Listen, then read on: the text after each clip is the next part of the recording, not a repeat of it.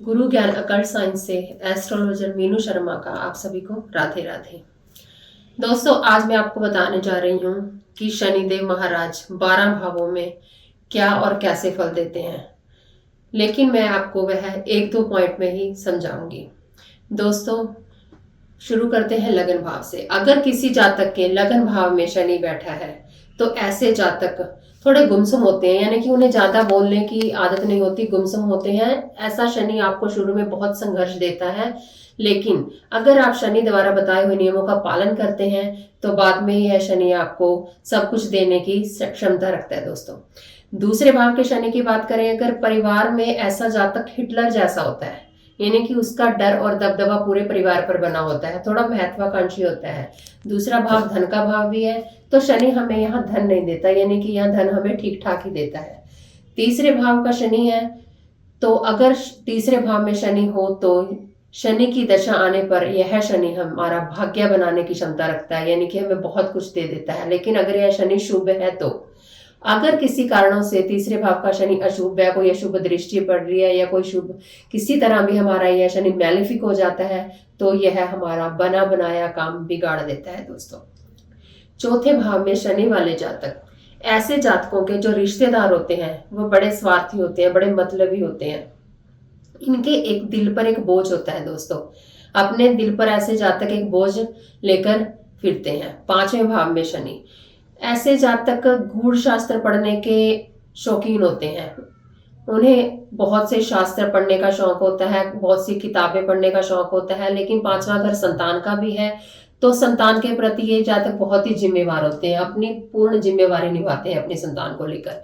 छठा भाव है जो शत्रु का भाव है। यहाँ पर शनि अगर आकर बैठ जाते हैं तो शत्रु आपको किसी तरह से डरा नहीं पाएंगे, आप पूरी तरह से संघर्ष करोगे और उसमें सफलता भी हासिल करते हैं। दोस्तों, लेकिन यह शनि आपके करियर में बाधा उत्पन्न करता है, आपको स्वास्थ्य संबंधी समस्याएं देता है। दोस्तों, ऐसे जातकों का घर आपको बंद गली, जैसे कि कोई गली बंद होती है, लास्ट मकान होता है, तो ऐसे जातकों का घर ज्यादातर ऐसे स्थान पर आपको मिलेगा।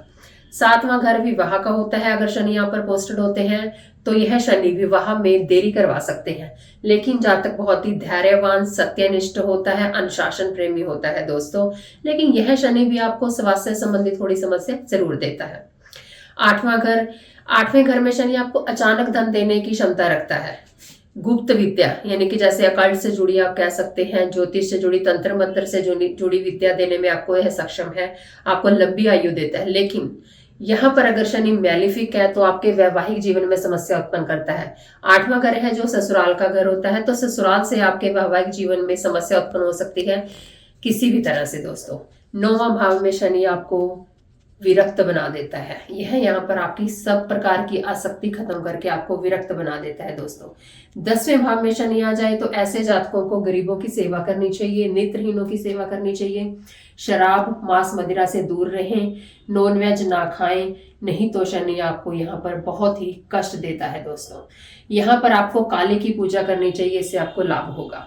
11वें भाव में शनि आ जाए तो ऐसे जातकों को भगवान शिव की पूजा करनी चाहिए, हनुमान जी की पूजा करनी चाहिए और सत्कर्म करें, तो यहाँ पर आपको 11वें भाव में शनि बहुत ही लाभ देगा। 12वें भाव में शनि है जिनका, ऐसे व्यक्तियों को पीपल में जल देना चाहिए, दीपदान करना चाहिए, पीपल की 7 परिक्रमा करें और काली चीजों का दान करें, गरीबों को दान करें। अगर शनि कमजोर है 12वें घर में, किसी तरह से मैलिफिक है दोस्तों, तो यहाँ पर शनि आपको कोर्ट कचहरी में उलझाकर ही रखेगा, आपको बीमारियों के और अस्पतालों के चक्कर लगाने पड़ेंगे। इससे ज्यादा शनि के बारे में अगर आप कुछ और जानना चाहते हैं तो आप मेरे नंबर पर कॉल करके संपर्क कर सकते हैं। दोस्तों, अगर आपको मेरी वीडियो ये अच्छी लगी है तो वीडियो को लाइक करें, शेयर करें, कमेंट करें और चैनल को सब्सक्राइब करें।